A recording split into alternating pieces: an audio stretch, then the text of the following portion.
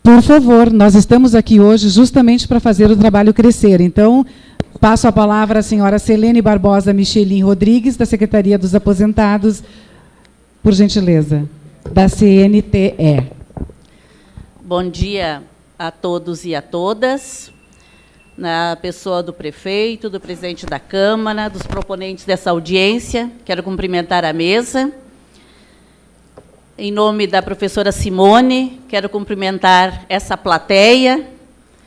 Tão bonito ver tanta gente ter que sentar no chão para estar aqui discutindo. Inicialmente, eu quero agradecer a oportunidade da CNTE poder estar contribuindo neste momento tão grave e sério deste país, mas também nesse dia histórico. Poderíamos estar parafraseando aqui, o dia em que a Terra parou. O Brasil inteiro está parando.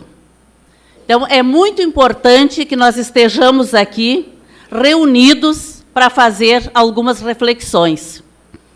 E eu sou professora, sou uma trabalhadora, portanto, vou falar com este olhar de uma trabalhadora que está vendo essas reformas, que está vendo esse momento deste país.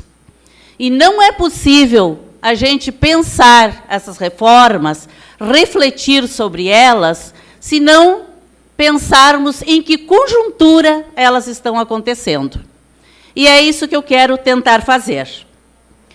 Quem é de nós aqui presente que imaginava, há um ano, há alguns meses atrás, que todo esse turbilhão viria sobre a nossa cabeça? Quem imaginava que iam propor retirar nossa aposentadoria, destruir as leis trabalhistas, mudar a legislação do ensino médio, que iam propor uma lei de mordaça?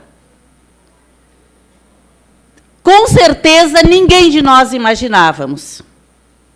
E nós entendemos que reforma a gente faz para melhorar as coisas. Nós reformamos a nossa casa para que ela fique melhor, e não para que ela seja destruída. Por isso, então, eu vou tentar contextualizar aqui um pouco. Será que essa reforma caiu de paraquedas? Será que ela foi pensada por técnicos? Será que foi por acaso que pensaram em retirar direitos dos professores, das professoras, dos demais educadores, dos policiais, dos trabalhadores rurais, especialmente das mulheres? Acredito que não. Isso está acontecendo porque nós estamos vivendo um período de exceção. Um período em que as decisões que estão sendo implementadas não foram avalizadas. O programa que nós elegemos em 2014,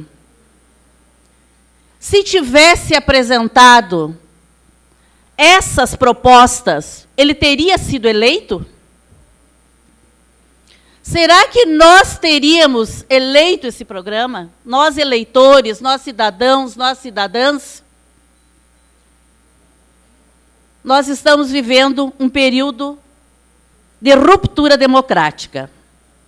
Quem assumiu a condução deste país não tem compromisso com o programa, não recebeu votos para implementar esse programa, não tem que prestar conta à sociedade que elegeu.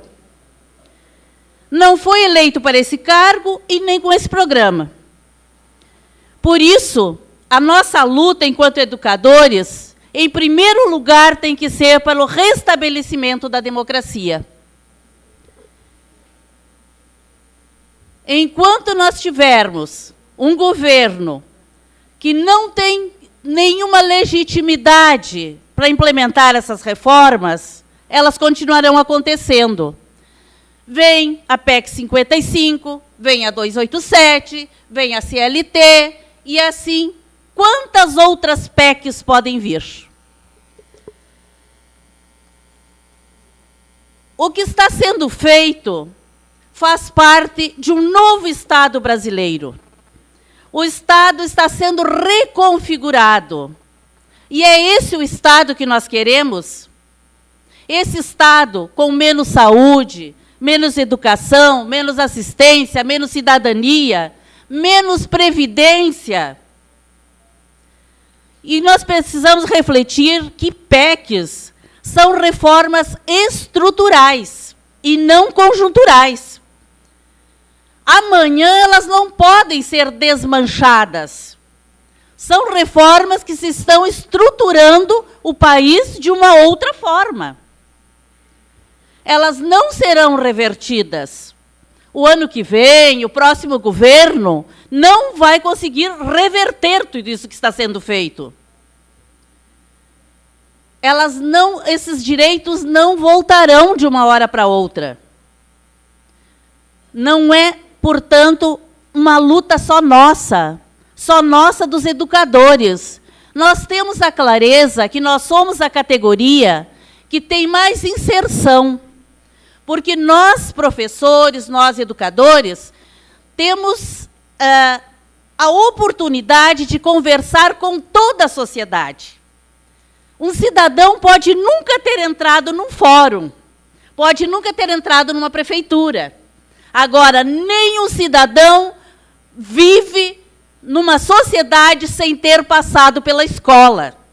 Então, nós temos essa oportunidade e também esse dever de esclarecer o nosso aluno, de esclarecer o pai do nosso aluno, de fazer essa conversa que muitos não têm oportunidade. Portanto, essa luta não pode ser dos professores, não pode ser dos comerciários, não pode ser dos sapateiros, não pode ser das mulheres. Essa luta tem que ser da classe trabalhadora.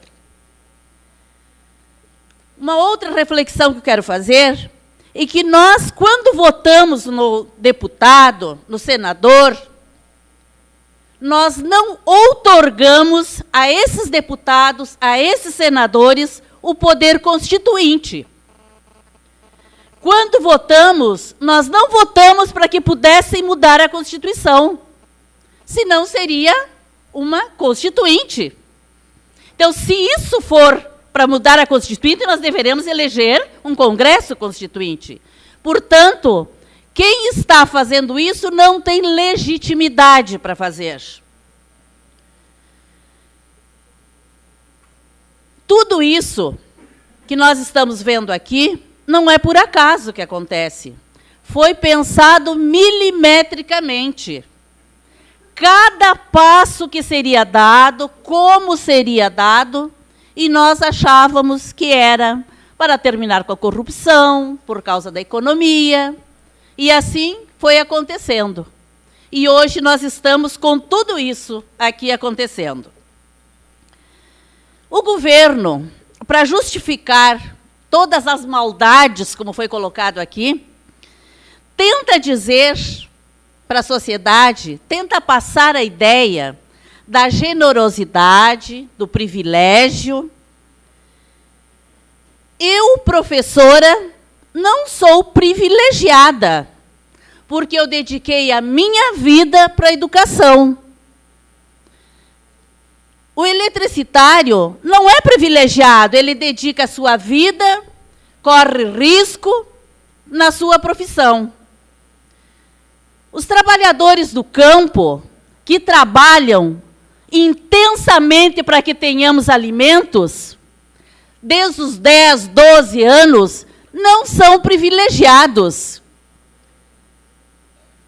Portanto, quando o governo fala em privilégios para algumas classes, ele não está falando a verdade. Quem tem condições diferenciadas de trabalho tem que ser tratado de modo diferente. Desiguais têm que ser tratados de forma desigual. Isso é que nós entendemos.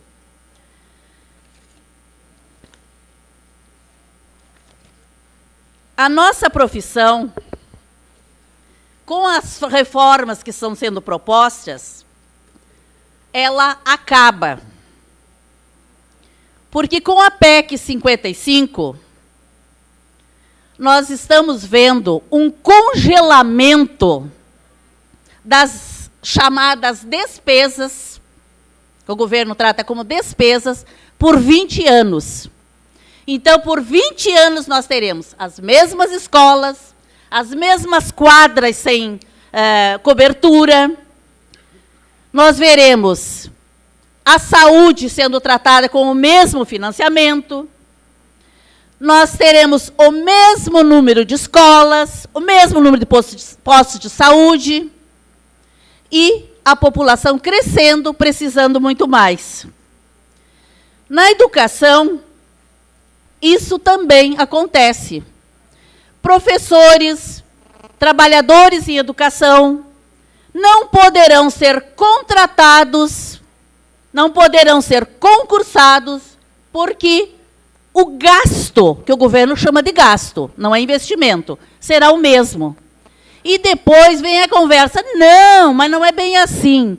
Nós sabemos o que significa negociar R$5, R$10, e aqueles que estão há 5 anos sem reajuste poderão ficar mais 20. Essa é a proposta da PEC.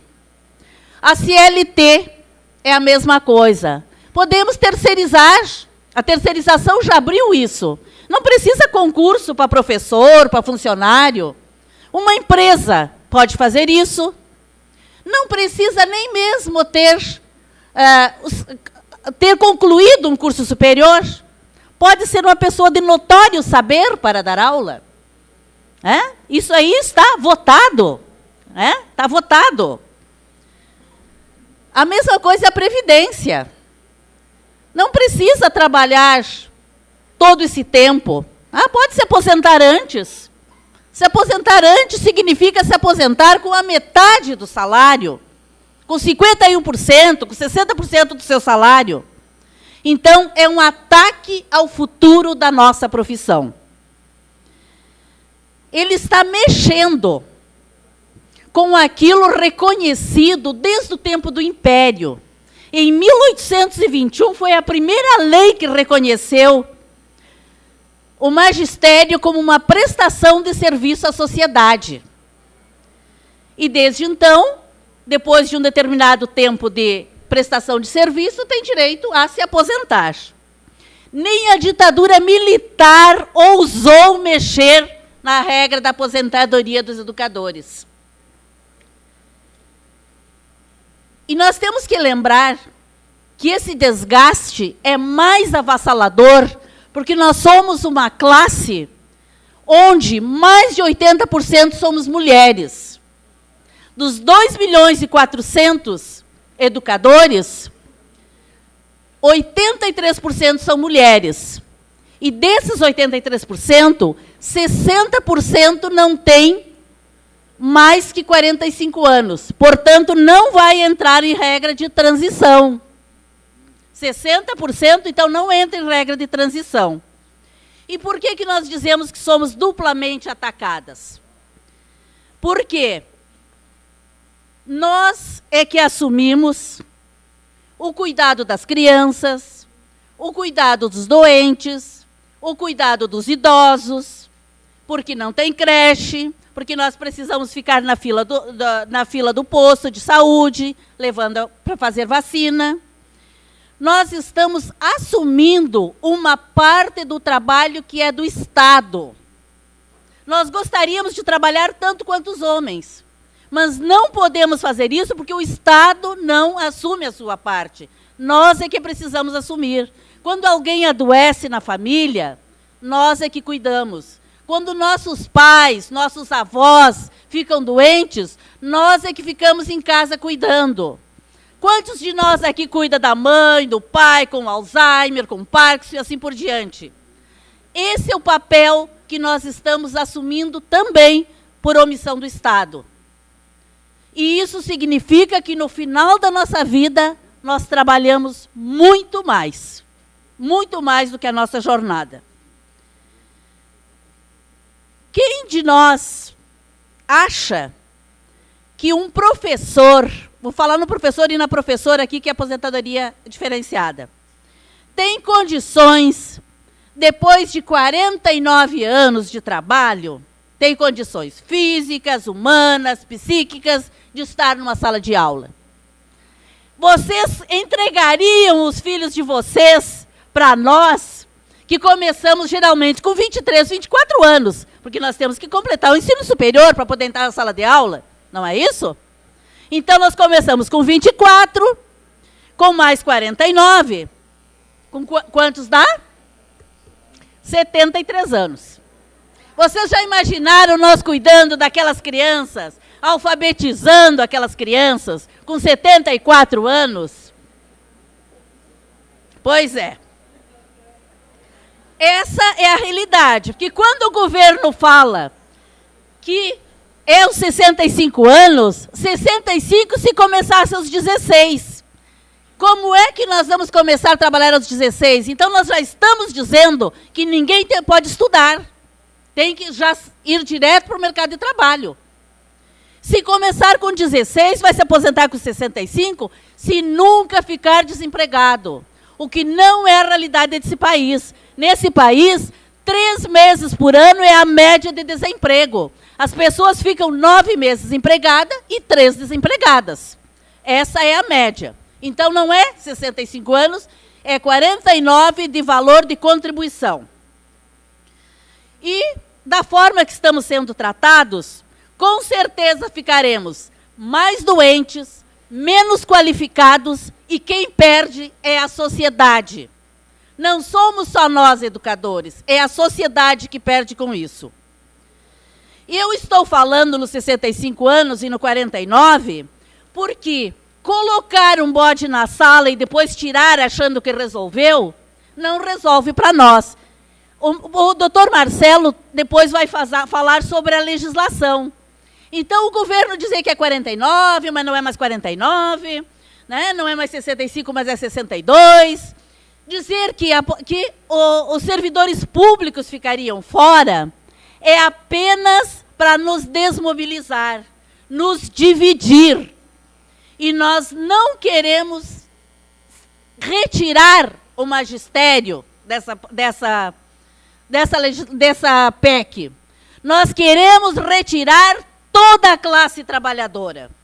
Nós queremos retirar os trabalhadores rurais, nós queremos tirar os bancários, nós queremos tirar os pedreiros, nós queremos tirar todos dessa reforma.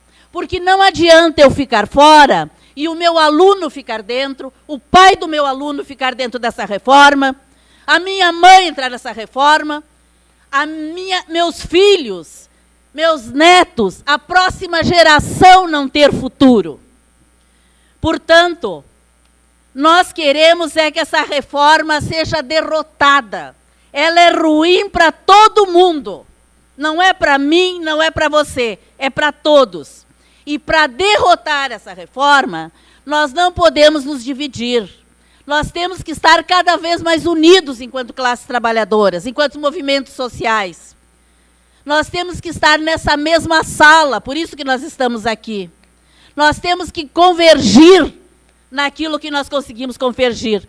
Isso é que dá medo, quando nós nos unimos. E quando nós nos unimos, com certeza a nossa força é muito maior. Portanto, a luta é necessária. E nós vamos fazer essa luta necessária. Hoje é um dia histórico, mas ele não é o único, ele é o primeiro. Não é o primeiro porque nós já fizemos 15 de março. A educação ousou propor, a CNTE no seu Congresso Nacional, né, Congresso em janeiro, ousou propor uma paralisação, uma greve no dia 15 de março. E foi uma linda greve, onde os demais trabalhadores aderiram, estivemos juntos, e foi o pontapé inicial. Hoje, com certeza, esse dia histórico também será apenas mais um.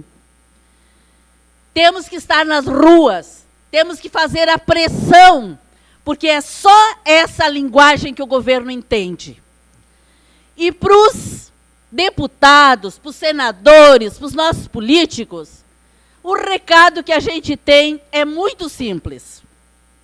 Eles poderão votar a favor dessas reformas, mas nós votaremos pela sua aposentadoria compulsória. Aquele que votar não volta. Esse será o nosso desafio. Todos nós não mediremos esforços, conversaremos com cada cidadão para dizer: este deputado tirou o seu direito, esse senador votou contra o seu direito. Por causa desse deputado, desse senador, você não vai mais se aposentar. Portanto, essa será a nossa missão, se essa reforma passar. Mas eu tenho a convicção de que nós somos muito ferrenhos também numa luta. Nós sabemos lutar.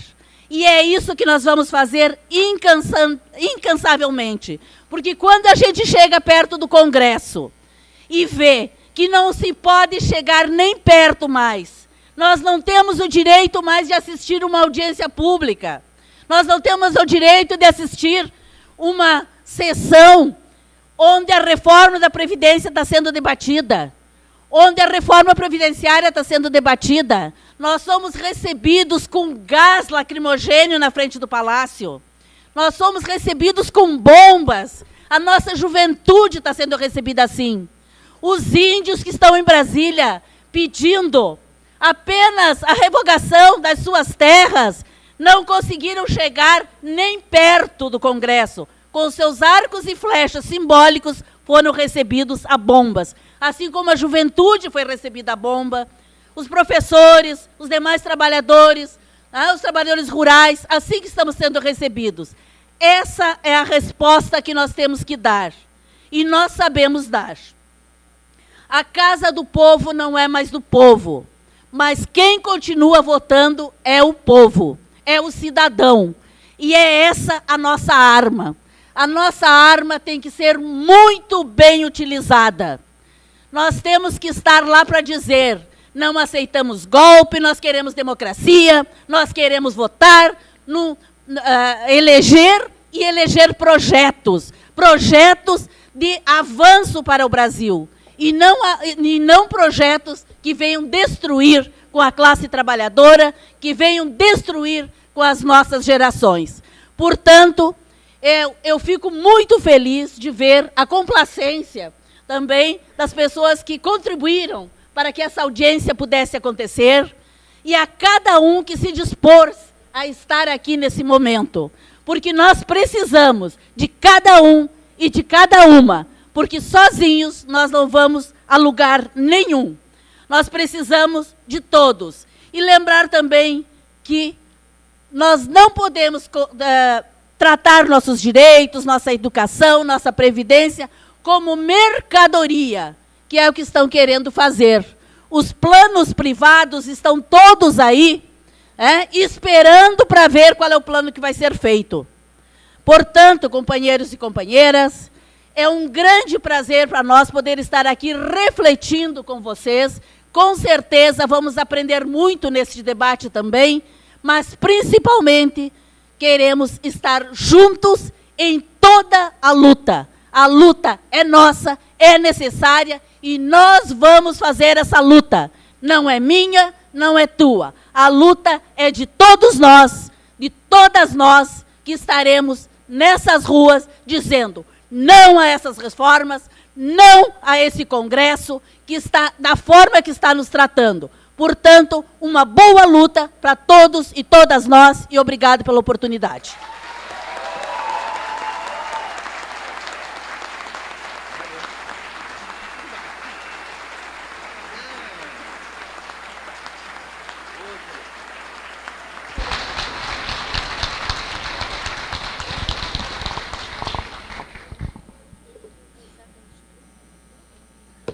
Não preciso agradecer os aplausos.